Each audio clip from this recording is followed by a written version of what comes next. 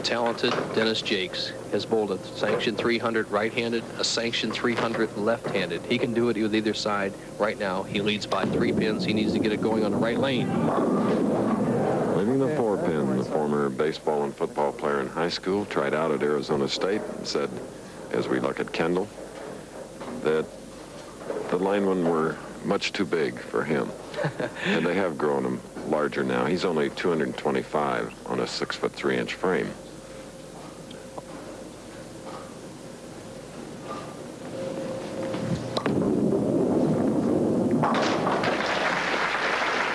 We're often asked the question, are bowlers athlete? Conjure this for a while. In a normal tournament week, a bowler will travel 4 miles, swing 5 tons of bowling balls, aiming at a target 1 1/2 inches wide, 60 feet away. You decide. And that target being the 1-3 pins for the right-handed player. Right. Or the 1-2. Yeah, little Brooklyn strike for the man from Middletown, New Jersey, a seashore resort in the Garden State of New Jersey. Here's the hit he carried last night to go ahead of Wayne Webb. He crossed over on his final shot of the 300 game, tripping out the 610 with a 3-pin. Let's see if it has an effect on Wayne Webb. Everything's going against him. Things are going right for Jacques. And Wayne leaves the 3-6.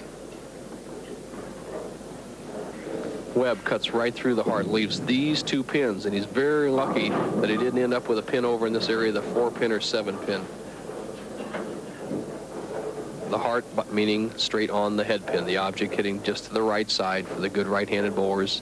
And of course, you saw Dennis Jacques catch a good break crossing over to the left side in the 6th. Webb, if he converts his spare, will trail by 4 pins through 6 frames.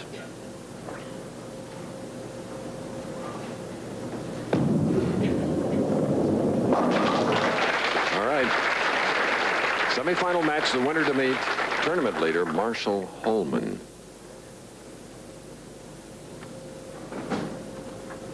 Wayne Webb getting a little more rosin on his hand. And the reason he has to keep it back there, Chris, this is an American Bowling Congress rule. You cannot have rosin or anything up there in the approach area where he could get on the floor and affect someone else's grip, or have them step in it and affect the approach where they might stick. Let's see if he gets a better shot off this time. The last 3 frames, he's lost the ball at the bottom of the swing. A 4-pin. Now, if Wayne could get the grip of his shoe sole on his hand on the bowling ball, he'd be all right. He's sort of unusual with the shoe sole. Well, he has cleats on his feet, and interchangeable cleats that he adjusts approaches around the country. But once again, a player must be able to lift the ball. Here he's going for another ball just to try the feel. Once you lose the feel of the ball, any of us in sport, whether it be a tennis racket or whatnot, as you see Wayne Webb's feet, you can see the little cleats on the left foot, right? Got to make sure you get that ball out over the line. All right. A tight semifinal match. A 5-pin lead by Dennis Jacques of New Jersey over Wayne Webb.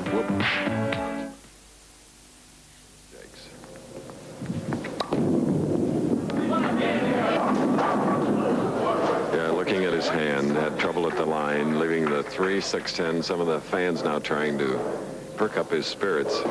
Once again, he cuts right through the heart. Dennis Jacques has had only 1 ball really even close to the pocket, and that was in the 2nd frame. He's been high almost every shot. He's got 2 great strikes in the 6th and 7th. He needs this to stay in the lead. Okay, a lot of speed. Oh, slid by, and the 3 is standing. It's an open frame.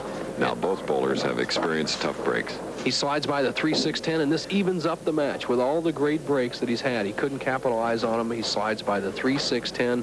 Wayne Webb goes from a 15-pin deficit sitting on the bench to all even in the 8th frame. Let's see how he reacts. Remember, he's having trouble holding on to the ball, so he's not in dead stroke either, Chris. No.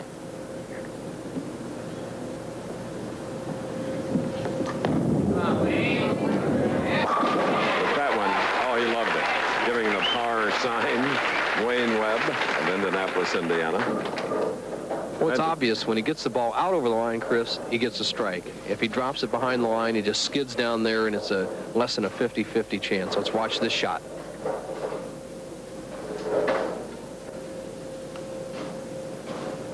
And it is a 9th frame shot for Wayne Webb with a strike up. semifinal match. Anytime he does a little baby step walk away to his right, you can count on a strike. That's how confident he is. The confident commissioner of the PBA is Joe Antonorta, coming in from his base in Akron, Ohio.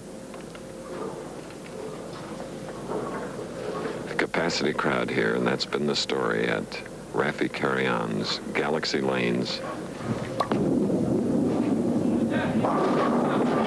A lot of pin action for Dennis Jacques, Bo, and he strikes in that foundation frame, so it's still a tight one. Well, it's just down to guts now. Dennis Jacques says, hey, I played around for 8 frames. I tried to find the line. I've struggled. Here he just goes with all power. Gets a great break. Headpin goes to sideboard, wipes out the 2, 4, 5, and 8.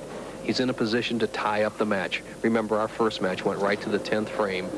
1-0, 1 out. Now this match is all even, 10th frame.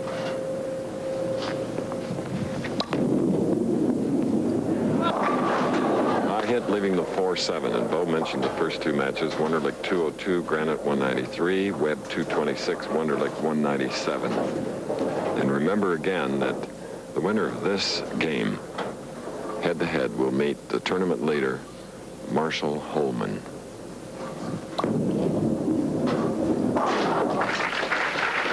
Dennis Jacques needed that strike to even the matchup. Now the situation for Jacques is he needs to get a 9 or a 10 count to force Wayne Webb to get a good count and mark. Webb's down to a situation where he just needs a mark. And with that improved spare shooting he's come up with, that's a little easier for him than it used to be years back.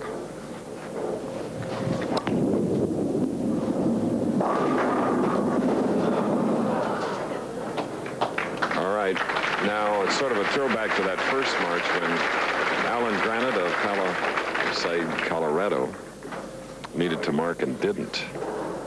So here is Wayne Webb, who finished second last week as the tournament leader, losing to Pete Weber. Big, big shot.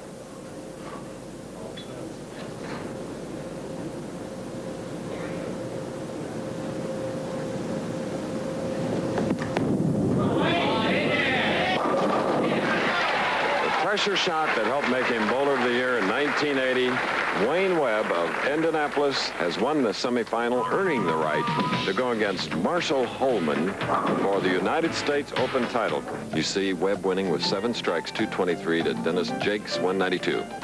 Bo, it was a great field, and some big names really did fairly well in this huge field. Well, the field was 240, Chris, instead of 160. There was 96 amateurs, 144 pros. There's the average to get in the money, 209 to cash. Once again, 214 to make the top 24. And here's some of the other players that made the top 24.